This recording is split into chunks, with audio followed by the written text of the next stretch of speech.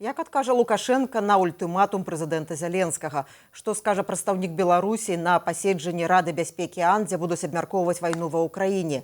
І чаму наступствы сілавых дзеянняў Кіеву могуць быць негатыўнымі як для Беларусі, гэтак і для самой Украіны?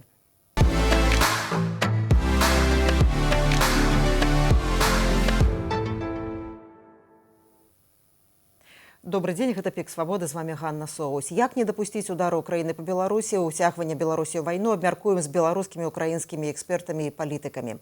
І з намі на сувязі палітычны аналітык з Киева Владимир Фясенко і беларускі палітычны аналітык Юрий Дракахрус. Добрый день, Юрий, добрый день, Владимир. Добрый день. Прывітанне.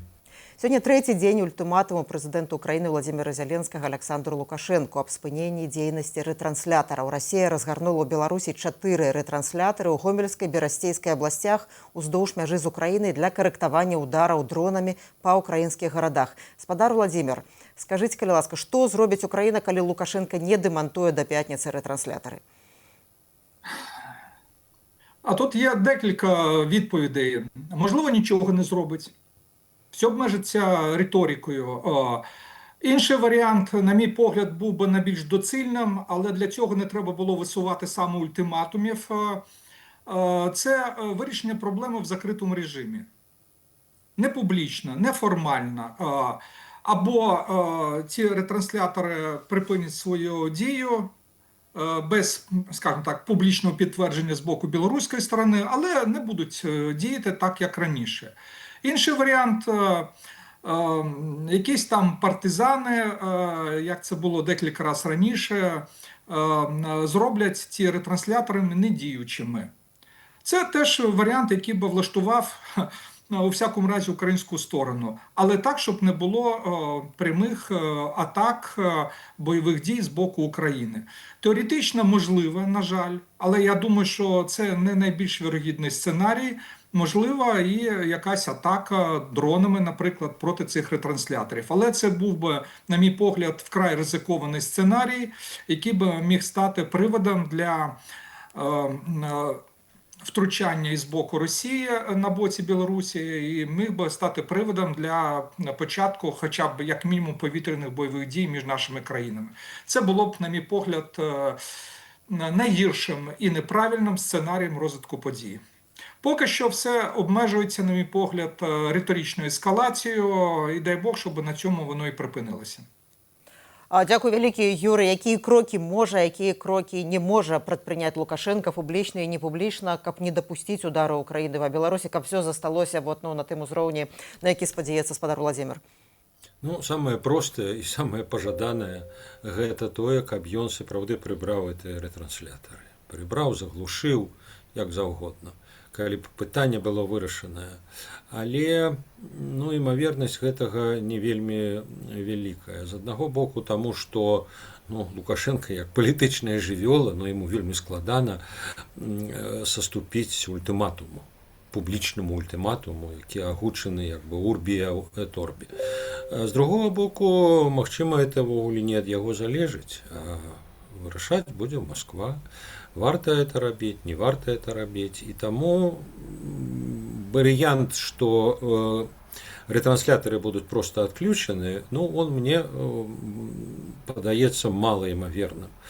Магчыма, гэта можа стаць вынікам некай больш шырокай дыпламатыі, у якой, скажем, задзейнічаны і, напрыклад, Злучаныя Штаты, і Еўропа, і, магчыма, Кітай. Таму што у эскалацыі, у пашырэнні тэатру ваенных дзеянняў, так, на першы погляд, мала хто зацікаўлены.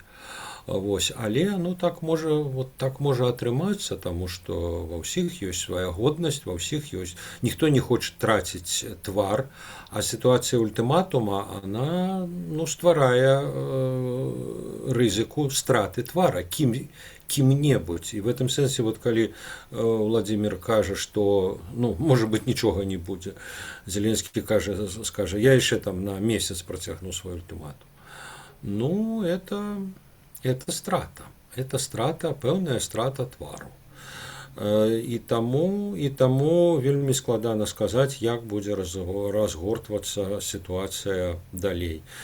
Пакуль выключыць кінетычныя ўдары по этих спарудах, ну, цяжка, а якімі будуць наступствы, таксама вельмі складана прадбачыць, і малаімаверна, што, умоўна кажучы, там Лукашенко скажа, ну, такі лёс. Знішчылі украінцы гэтыя рэтрансляторы, ну і бог з імі, так наўрад ці будзе. Я прапаную паслухаць прадстаўніка аб'яднанага пераходнага кабінету Беларусі ў абароне нацыянальнай бяспецы, былога намесніка камандзіра палка Каліноўскага Вадзіма Кабанчука. Мы зараз бачым, што за апошнія пару месяцаў рыторыка паміж абодвумі бакамі, Украіна і Беларусь, яна дасягла нейкай вельмі небяспечнай мяжы, пасля якіх ёсць верагоднасць пачатак кінетычных дзеянняў. То, что он написал в своем фейсбуке, что фактично у Беларуси есть один минималистичный шанец позбегнуть этого сценару. Это сценар, фактично, який ужили финны подчас Другой сусветной войны в 1944 году, когда президент, который подписал домову с нацистской Немеччиной об атрымании допомоги войсковой, и он пошел в отставку, тем самым он скасовал домову поміж Финляндией и нацистской Немеччиной. Новым президентом Финляндии стал Маннергейм, який змінив бок конфликта и, больше того, стал воевать супроть своего недавнего хаурусника в Лапландии, супроть немцев. Але для этого треба быть державником, и для этого треба пойти на национальный диалог со своим громадством, как замириться, как выйти на новый уровень адносин, и, магчыма, будзе нават шанс захаваць себе ў гісторыі, можа быць, нейкага на станоўчага боку. Калі гэта не адбудзецца, я бачу все маркеры, што мы ідзем к эскалацыі, уцягивання Беларусь в зону конфликта, на мою думку, вельмі верагодна в ближайший год. Спадар Владзімір, як вы мяркуеце, ці Владзімір Зеленскі пралічыў, прадумаў наступныя крокі, ну, калі Лукашенко дэактывуе гэтыя рэтрансляторы, ці нейкім чынам іншым яны будуць дэактываваныя, якія наступныя патрабаванні з яго боку могуць быць? Ну, по-перше, я згоден з колегою в тому, що коли висувають ультиматуми, треба розуміти. Інша сторона, якщо вона має для цього можливості, вона виконувати ультиматуми не буде. Це закон політики. Виконання ультиматуму – це капітуляція. Ми не виконували російських ультиматумів, Захід не виконував російських ультиматумів, але і Путін не виконує ультиматумів, там, наприклад, з боку Трампа, як це було минулого року. Хоча, нагадаю, після того, як Трамп висунув той ультиматум 50 днів, потім в таємному режимі домовились про зустріч, про переговори. От я думаю, що, скоріше за все, Зеленський піднімає ставки. Він розуміє, Путін не готовий до переговорів, Путін не хоче переговорів, але Зеленський одночасно демонструє силу ударами по Росії, по Москві. От сьогодні там, схоже, були ракетні удари по Воронежу, дуже масовані повітряні атаки йдуть по Криму. І в той же час Зеленський постійно говорить про переговори. Я не виключаю, тут я теж згоден з тим, що сказав Юрій, що можуть бути зустрічні дії, пропозиції. Подивимось, з боку кого. Це можуть бути американці, у яких є економічні, вірніше, є сподівання на певні економічні інтереси в Білорусі. Вони можуть тут запропонувати закриті, скоріше за все, переговори для того, щоб не допустити ризику бойових дій. В ролі такого посередника можуть виступити китайці, теж у них є економічні інтереси на території Білорусі, можуть виступити європейці. Європейці в цьому сенсі теж не зацікавлені в тому, щоб відкривався ще один фронт, з'явилася ще одна проблема. Тому я сподіваюся саме на цей сценарій, про який згадав Юрій, що зараз підняття ставок, демонстрація можливості жорстких дій.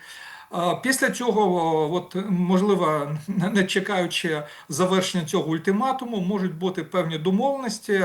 І для обох сторін домовленості про переговори, як розв'язати цю проблему. Не виконання ультиматуму, а саме переговори. В закритому режимі, не між Лукашенка і Зеленським, а домовлятися будуть представники двох сторін за посередництва якоїсь третьої сторони. І це було б виходом з ситуації. Юрый, наколькі рэалістычным вам бачыцца такі сцэнар, пра які гаворыць спадар Уладзімір? Мне здаецца рэалістычны, і у мяне ёсць пэўны аргумент, ну, я не магу сказаць, што ён вельмі моцны, но он такі паказальны даволі, на мой погляд. Гэта грабавое маўчанне захаду у адказ на гэты ультыматум. Ужо 3 дні прайшло, фактычна палова тэрміну. Ні Вашынгтон, ні Брюссель, ні Берлін, ні Варшава ніяк не рэагуюць, проста ніяк. Так, няма рэакцыі такой. Боже, што Украіна робіць, Кіев робіць, это вайна, это катастрофа, это жах. Такой рэакцыі няма. Но и адваротной реакции нема. Да, Украина в своем праве, да, это погроза, ретрансляторы, она мае право, мы падтрымліваем эту... Такой реакции так само нема. И вот эта пауза, ужо вельмі доўгая, я б сказаў, зацягнуўшаяся, яна сведчыць пра тое, што вот эта отсутность публічных заяваў означае, на мой погляд, вельмі інтэнсіўную непублічную дыпламатыю. Як это робіцца? Кім это, на какім узроўні? Не ведаю, но я думаю, что это робіцца. Таму что, ну, в принципе, вот, як бы, калі это все будут просто вот так взирать на это философски, ну, вот, так сказать, такая з'ява природы. Ну, это может иметь вельмі суровые наступствы. И причем оно может иметь, как бы, докладно тыя, якія, ну, як бы, мяркуецца прадухіліць. Ну, вот, скажем, говорится, что это ретрансляторы, значит, наводят дроны и ствараюць дадатковую шкоду для Украины. Ну, мовна кажучы, удар по гэтых ретранслятарах. Расія вяртаецца да той палітыкі, якую яна праводзіла ў Беларусі з лютага па кастрычніка. Удары з тэрыторыі Беларусі уже абсалютна, як бы, публічна, легальна, ну, не легальна, публічна, самалётамі, дронамі, ракетамі з беларускай тэрыторыі.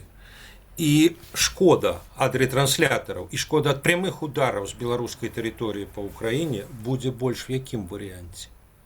Тым больш, я, вот, дарэчы, бачыў мапы, менавіта дроны, ракеты, они зараз расійскія аблетаюць мяжу беларускую, украінскую. Они не залетаюць. Парочку нібыто залетела, но это, як бы, відавочна былі, як бы, ці памылкі, ці што. Пакуль яны аблетаюць. А тогда не будуць аблетаць, а магчыма просто поставят у той же Берасцейскай области, у Гомельской. І я кажу, як было з лютага па кастрычнік 22-го. Я прапаную паслухаць кіраўніка агентства еўраатлантычнага супрацоўніцтва Валера Кавалеўскага. Я з ім пагутарыла літаральна перад нашай размовай. Ён разважае пра тое, якая цяпер асноўная задача стаіць і перад уладамі Беларусі, і перад усімі дэмакратычнымі сіламі Беларусі, каб не дапусціць уцягвання Беларусі ў вайну. Ну, я думаю, что на сегодняшний день это тое, что аб'ядноўвае і беларускія ўлады, і дэмакратычную апазіцыю ў выгнанні. Гэта пазбегнуць ваеннага канфлікту, пазбегнуць таго, каб Беларусь была ўцягнутая ў вайну. І ў гэтым сэнсе я бачу, што беларускі рэжым ўсё ж такі паслядоўна адпрацоўвае гэтую тэму не толькі за апошнія дні, але і нават і за апошнія месяцы. Усе тыя заявы з боку Кіева на адрас Мінска эскалацыйнага характару, такія досыць канфронтацыйныя, яны заставаліся без адказу. Это тое, што спрыяла таму, што ўсё ж такі сітуацыя не эскаліравалася. З боку дэмакратычных сіл, ці апазіцыі, правільней сказаць, ёсць такі пасыл, што калі будзе вайна, калі будуць нейкія ваенныя дзеянні, то гэта будзе адказнасцю Лукашэнкі, і ў гэтым пасыле абсалютна не хапае гэта закліку і да ўкраінскага боку зрабіць усё магчымае, каб пазбегнуць ваеннага супрацьстаяння, ваеннага канфлікту. Это то, чего на сённяшні дзень не хапае, ім трэба абавязкова гэта дадаваць у свае пасылы. Гэта тое, што робяць іншыя. Ёсць і актывісты, і былыя дыпламаты, якія гавораць пра тое, што давайце будзем звяртаць увагу на тое, як разглядаецца гэты канфлікт у рамках міжнароднага права. Усё ж такі на сённяшні дзень Беларусь не з'яўляецца удзельніцай канфлікту, і калі Украіна нанясе такі удар по Беларусі, то гэта ўжо будзе аднабаковая акцыя. На сённяшні дзень няма ніякіх фактычных доказаў таго, пра што гаворыць Украіна. Я не кажу пра тое, што іх не існуе, гэтых прычын для занепакоенасці з боку Украіны, але Украіна пакуль не скарысталася тымі механізмамі міжнароднымі, якія створаныя менавіта для папярэджання канфліктных сітуацый для забеспячэння міру і бяспекі. І літаральна сёння увечары будзе праходзіць пасяджэнне Рады бяспекі ААН па разгляду гэтага пытання, у тым ліку і гэтага пытання. Я думаю, што гэта будзе важнае месца для абмеркавання, магчыма, дээскалацыі. Гэта у пасяджэнні плануецца удзел таксама і пастаяннага прадстаўніка Беларусі ў ААН Валенціна Рыбакова. Это тое месца і той момант, дзе бакі могуць лепш паразумецца і, магчыма, пазбегнуць гэтага канфлікту. Але, зноў жа, вяртаючыся да самага галоўнага пытання, трэба зрабіць усё дзеля таго, каб папярэдзіць, каб выключыць уцягванне Беларусі ў гэтую вайну. І гэта азначае таксама дээскалацыю, каб Украіне не наносіла удары па Беларусі. Ну і Валер Кавалеўскі, як і нашы эксперты, гавораць пра тое, якая цяпер непублічная камунікацыя можа адбывацца ў Лукашэнкі з самымі рознымі бакамі. Я думаю, што важна будзе таксама і рэжыму зрабіць пэўныя саступкі, сапраўды разглядзець гэтую праблему з рэтрансляторамі больш пільна, паглядзець, што можна зрабіць. Канешне, з іх пункту гледжання будзе важна не дапусціць аслаблення сваіх уласных пазіцый, захаваць свой палітычны твар. Але разам з тым, я думаю, што непублічна рэжым будзе звяртацца таксама і да Арганізацыі Аб'яднаных Нацый, АБСЕ. Мы ўжо на мінулым тыдні бачылі гэты зварот ад прадстаўніка Беларусі пры АБСЕ Андрэя Дабкюнаса на гэтую тэму. Таксама і сакратарыят ААН у Нью-Йорку, але і еўрапейскія, еўрапейскія краіны, еўрапейскі звяз, Злучаныя Штаты таксама будуць уцягнуты ў гэтыя неафіцыйныя кансультацыі дзеля таго, каб папярэдзіць распаўзання гэтага канфлікта ўжо ў рэгіянальны кантэкст, бо на сённяшні дзень все ж такі ён абмежаваны менавіта двухбаковым супрацьстаяннем. Спадар Владзімір, ваша рэакцыя на тое, што кажа былы дыпламат Валер Кавалеўскі? Ну, те, що треба зробити дипломатичні зусилля, я абсолютно згоден з цим. І Юрій от про те сказав, що да, можливо, зараз вже є якісь і в закритому режимі дипломатичні дії, не публічна дипломатія. Подивимось. У всякому разі, це треба зробити. У мене немає великих сподівань на Організацію Об'єднаних Націй, на ООН, на Раду безпеки. Рада безпеки, засідання Ради безпеки давно перетворилися, знаєте, на майданчик публічної пропаганди, де роблять політичні заяви, частіше саме пропагандистські заяви, а не вирішують проблему. Але де може бути шанс? Дійсно, от на майданчику ООН, але не на публічному засіданні, а в закритому режимі, представники і США, Китаю, а там от якраз вони є присутніми, плюс представники Європейського Союзу можуть домовлятися разом з Україною і Білоруссю про те, як все ж таки нейтралізувати цю проблему, як знайти з неї вихід, або просто розпочати, хай не офіційні, але переговори з цього приводу. Тому дипломатичні інструменти треба обов'язково використовувати, і це зараз, я думаю, головний напрям дій з обох боків, навіть в багатосторонньому сенсі, не лише з боку України і Білорусі, а от і з боку потенційних посередників, які можуть сприяти залагодженню цієї проблеми, вирішенню цієї проблеми. Перш за все, це США і Китай, я думаю, плюс Європейський Союз, безумовно, тому що я думаю, що це також в інтересах Європи. Спадар Владзімір, ну і калі вот дыпламатычныя вот этой высілкі не дадуць плёну, наколькі негатыўнымі могуць быць наступствы для самой Украіны, тым ліку, калі Расія ввядзе войскі і пачнецца рэальная эскаляцыя канфлікту? Ну, я, розумієте, зараз не йдеться про те, що це відразу призведе до того, що почнуться атаки Росії з території Білорусі. Для того, щоб це почалося, в Росії, на території Білорусі мають з'явитися додаткові військові контингенти Росії. На сьогодні додаткових контингентів немає. Але я згоден от з оцінками колег про те, що територія Білорусі може бути використана вже напряму для повітряних атак. Якщо Україна робить, наприклад, превентивні атаки, тут небезпека навіть не по ретрансляторах, а от якщо, не дай Бог, там будуть удари по НПЗ білоруських. Оце призведе точно, фактично до створення, хай в вигляді повітряної війни, але до створення другого фронту. І я абсолютно згоден з оцінкою, що це точно принесе нам набагато більше шкоди, ніж нинішня ситуація. Нам не потрібен другий фронт з Білоруссю. Ми знаємо, що білоруський народ не хоче цієї війни, і абсолютна більшість українців не хоче війни. Не те, що абсолютно, я думаю, що майже всі не хочуть війни з Білоруссю. Да, до Лукашенка є негативне ставлення, але не до Білорусі і білоруського народу. Тут, до речі, ситуація кардинально відрізняється в ставленні до Росії і російського суспільства. От у нас нема жодних претензій до білоруського народу. Але, тим не менше, ризики ескалації є.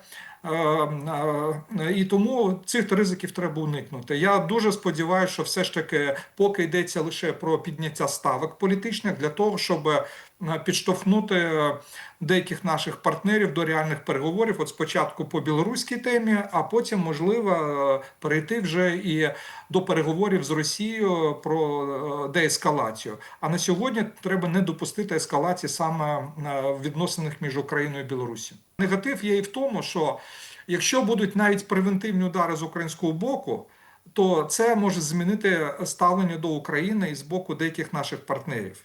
Нас будуть критикувати, що ми нападаємо, ми робимо удари по території іншої країни. І в цьому теж є великий негатив. Нам треба уникати, навіть якщо це, скажімо так, для цього є певне підґрунтя, певні аргументи, але треба уникати ситуації, коли ми першими наносимо удари по іншій країні, по іншій стороні. Юрый, а кому выгодная эскалация? Кому найбольш выгодна, каб Беларусь уцягнулі ў вайну, ў гэты канфлікт, які можа стаць рэгіянальным? Ну, по вялікім рахунку нікому, таму што нават для Расіі это вельмі істотная змена сітуацыі і вялікая непэўнасць. Ніхто не ведае, як пойдзе як бы ўжо вот эта новая вайна, фактычна беларуска-украінская вайна. Вось. Але наступствы могуць быць разнастайныя і такія далёкасяжныя. Справа ў тым, што, ну вот калі бы, умоўна кажучы, сітуацыя была такая, што беларускае войска пайшло в наступ на Украину, ці расійскае войска з тэрыторыі Беларусі, вот зараз, не в 22-м годзе, зараз. Ну, это як бы видовочный казус белли, да, вот это як бы напад, это новый напад. А вот что тычыцца цяперашняй ситуации, ретрансляторы это як бы и удел, но як бы и не удел. Вот такая шэрая зона, вот и як и Владимир сказал, и Валер, это напад ці не напад, можа інтэрпрэтавацца як напад. І гэта можа быць для Расіі такі, як бы, ну, калі загодна, карт-бланш. Калі можна нападаць на таго, хто дапамагае твайму ворагу, а чаму нельга разбамбаваць, напрыклад, Жэшув? Польша дапамагае ўкраіне. Польша дапамагае ўкраіне. Калі можна бамбаваць тых, хто дапамагае, а это не сіметрычная хіба сітуацыя? Наўрад ці они это будуць рабіць, а можа і будуць. А можа, вот у нас ёсць падстава. Акрамя таго, это магчыма вырашэнне адной важнай палітычнай, менавіта палітычнай, не тэхналагічнай, не ваеннай, а палітычнай задачы. Мабілізацыя. Мы абараняем наших братоў, напали на наших братоў беларусаў. Ну, вставайте, люди русские. Идет война народная. Я думаю, что все равно это будет не вельми легко провести мобилизацию в России, но под таким это, так сказать, той соус, под которым ее можно провести значно простей, легчей. Это, так сказать, все эти русские архетипы нам ведомые, на какие люди реагируют, до речи. Ну вот мне бы не хотелось, каб эта скрыня Пандоры открылась, и причем вельми небяспечная для Украины. Может быть, хіба не ў першую чаргу. Беларускія дэмакратычныя сілы прасоўваюць цяпер ідэю круглага стала з уладамі Беларусі пры пасярэдніцтве прадстаўнікоў Еўразвязу. Давайте паслухаем старшыню координационной рады Артема Брухана. Што тычыцца ультыматума прэзідэнта Украіны Зеленскага ў дачыненні да рэжыму Лукашэнкі, то гэта даволі зразумелая пазіцыя Украіны, даволі моцная пазіцыя Украіны. Гэта публічны ціск на Лукашэнку у адказ на тое, што ўжо доўгі час рэжым Лукашэнкі з'яўляецца саўдзельнікам, суагрэсарам у гэтай вайне, і Украіна ўжо зараз пачала размаўляць з пазіцыі сілы, даволі гэта відавочна. І рэжыму Лукашэнкі сапраўды патрэбна нейкім чынам рэагаваць, і найбольш лагічным, прагматычным шляхам выхаду з гэтай сітуацыі я, як спікер Координаційної ради, я, дарэчы, яшчэ не выпрацавала сваю пазіцыю, але я заклікаю дэлегатаў разгледзець розныя варыянты, як зрабіць так, каб не ўцягнуць Беларусь у вайну. Адзіным з шляхоў я бачу, дарэчы, правядзенне круглага стала паміж дэмакратычнымі сіламі, грамадствам, грамадзянскай супольнасцю і функцыянальнымі ўладамі у Беларусі дзеля таго, каб не ўцягнуць Беларусь у вайну. Якім чынам гэта можа гэтаму паспрыяць? Гэтыя перамовы могуць адбывацца на тэрыторыі, напрыклад, Беларусі з удзелам ці пры мадэрацыі, ці пры назіранні міжнародных партнёраў, у тым ліку еўрапейскіх ці амерыканскіх, і гэта ў сваю чаргу будзе нейкай ступенню гарантыі для Украіны, што з тэрыторыі Беларусі і тэрыторыя Беларусі зноў не будзе выкарыстоўвацца супраць Украіны. І вось гэта, я лічу, зараз на дадзены момант даволі такі слушны момант рэжыму Лукашэнкі зрабіць унутрапалітычныя крокі, якія прадэманструюць яго жаданне сапраўды не ўцягвацца ў вайну, а не толькі казаць гэта публічна, зрабіць канкрэтныя сапраўдныя крокі, якія ад яго чакае прэзідэнт Зеленскі. Вось гэта наша такая прапанова, мая прапанова, але пры гэтым хацеў бы зазначыць, што першыя крокі з боку Лукашэнкі таксама павінны быць даволі зразумелыя. Гэта проста выключыць, прыбраць гэтыя рэтрансляторы. Ну, я запыталася Артёма Брухана, ці магчымы цяпер кансэнсус у пазіцыі афіцыйнага Менску і прадстаўнікоў дэмакратычных сілаў? Я думаю, што ў нас ёсць зразумелы кансэнсус, агульнанацыянальны кансэнсус наконт таго, што Беларусь не павінна ніякім чынам удзельнічаць у вайне. Ні беларускімі войскамі, не каб па ёй білі, каб з тэрыторыі Беларусі ні па ком не білі. Я думаю, што гэта агульнанацыянальны кансэнсус, і вось гэта тая кропка, якая можа стаць пачаткам дыялогу, вось таго нацыянальнага дыялогу, дзеля выхаду з палітычнага крызіса, які ў сваю чаргу прывядзе да дээскалацыі рэгіянальнага крызісу. Гэта ж відавочна звязаныя рэчы.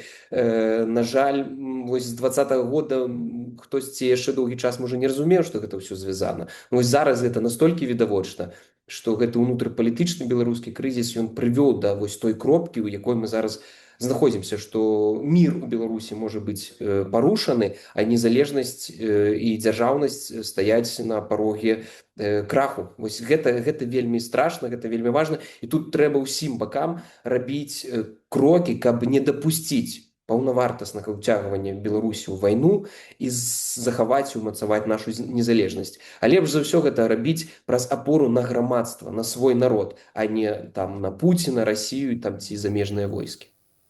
Спадар Владзімір, у меня да вас апошняе пытанне. Вот сёння Павел Латушка, прадстаўнік аб'яднанага пераходнага кабінету, перадаў Кіеву міністру замежных справаў аналітычны даклад пра тое з фактамі, як Беларусь удзельнічае, рыхтуецца да вайны. Ці недастаткова ва ўкраінскай выведкі інфармацыі, ці патрэбная украінскай уладзе вось гэтай інфармацыі? Як вы бачыце ролю дэмакратычных сілаў Беларусі ў выгнанні ў гэтым канфлікце?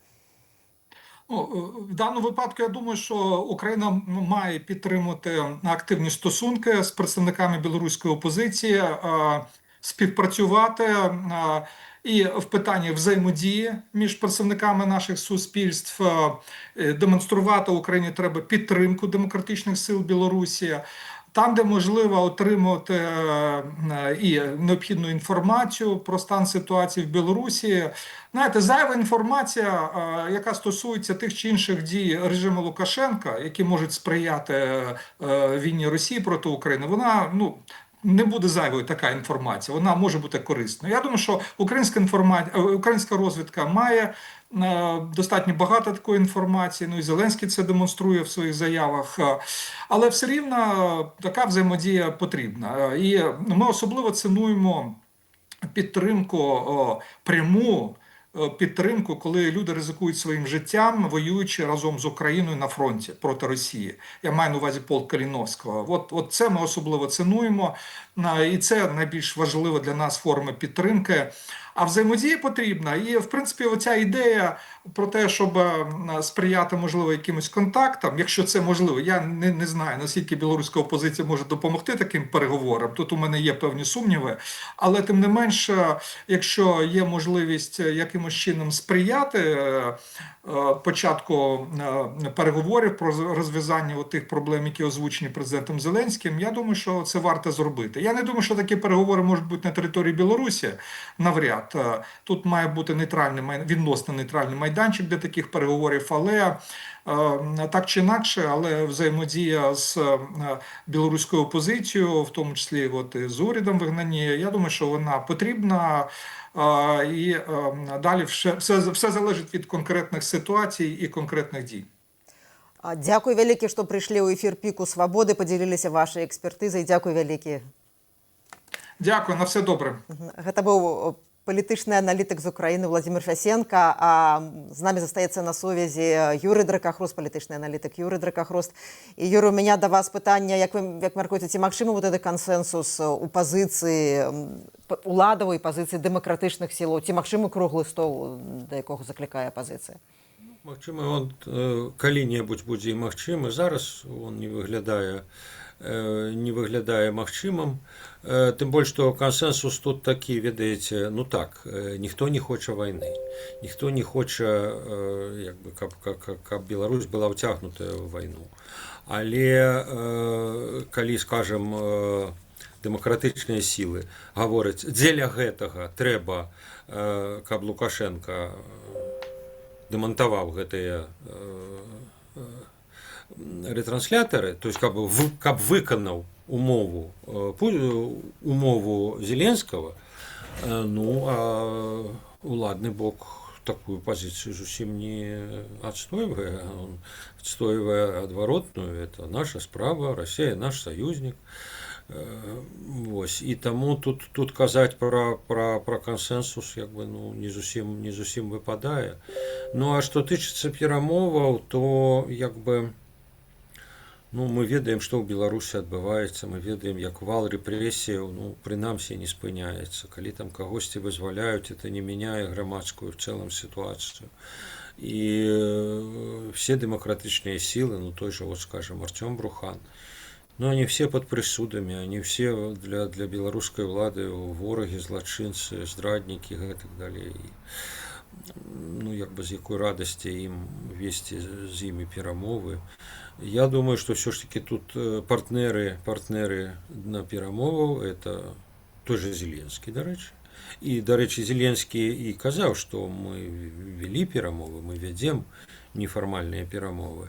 Вось, той же Трамп, Еврозвяз, Москва, само собой. Вот з тими гульцами, які мають ресурси, які можуть настоять на своїм. Я думаю, що менавіта з этими гульцами Лукашенко готовы размаўляць і будзе размаўляць, і магчыма і размаўляе. В некай далёкай перспектыве, калі сітуацыя ў Беларусі зменіцца, то магчыма такія перамовы магчымы і з дэмакратычнымі сіламі, і з грамадствам. Зараз яны как-то не выглядаюць рэалістычнымі па шчырасці. Юрый, у меня апошняе пытанне да вас. У сваім ультыматуме Владзімір Зеленскі гаварыў у тым ліку пра пастаўкі беларускага бензіну расійскай арміі, так? І цяпер вялікі брак, вялікі недахоп бензіну ў Расіі праз атакі украінцаў на НПЗ. Ці патэнцыйна беларускі МПЗ ёсць гэтымі мэтамі, калі пастаўкі бензіну працягнуцца, беларускага бензіну ў Расію? Я бы сказаў так, яны ёсць мэтамі, незалежна ад таго, будуць пастаўкі ці не. Калі будзе прынятае рашэнне аб шырокамаштабных баявых дзеяннях адносна Беларусі, то мы чулі з вуснаў галоўнага, як зараз кажуць, украінскага дранавода, спадара Мадзяра, 500 метров. Я думаю, что сярод іх і абодва НПЗ таксама. Але я бы сказал, что вот эта взгадка НПЗ, она часткова вот на пытанне, которое вы по ходу справы задавали, а што хоча Украіна яшчэ ад Беларусі, ад Лукашэнкі. А яна хоча фактычна спынення всякага супрацоўніцтва з Россией в военной сфере. Это, да, это и поставки, скажем, бензина, палива, это и спынення супрацоўніцтва з расійскім ВПК, про якое, я так разумею, ідзецца вот в тым дакладзе, які гаспадар Латушка прадставіў і які прадастаўляў Белпол. И про это Зеленский, дарэчы, вот и в своих апошніх заявах он все эти опции прыгадваў. И в этом сенсе не выключено, что калі, умоўно кажучы, там, Лукашенко неким чудом, так сказать, наступивши себе на горло, там, скажет, ладно, добро, я отключу эти ретрансляторы, ну, а потом будет сказано, добро. А вот яшчэ і паставкі бензина трэба спыніць. А вот яшчэ і трэба супрацу ВПК спыніць. Я не выключаю такого. Ну, это все огучено. Оно, правда, не в такой форме, не сказано, что вот вам тыдзень, чтобы вы спынілі поставки бензина. Ну, пройдзе этот тыдзень, наступіць іншы, магчыма, будуць так фармулявацца як бы мэты, патрабаванні.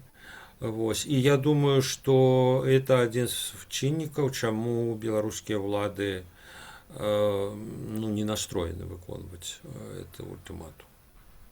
Дзякуй вялікі, Юра. Гэта быў палітычны аналітык Юры Дракахруст, і вы глядзелі спецыяльны выпуск «Піку свабоды», прысвечаны ультыматаму прэзідэнта Зеленскага афіцыйнаму Менску.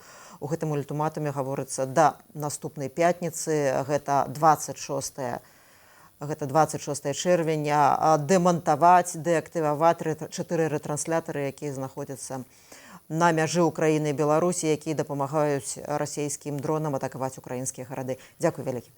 З вами была Ганна Соусь. Заставайцеся са свабодай і ў бяспецы.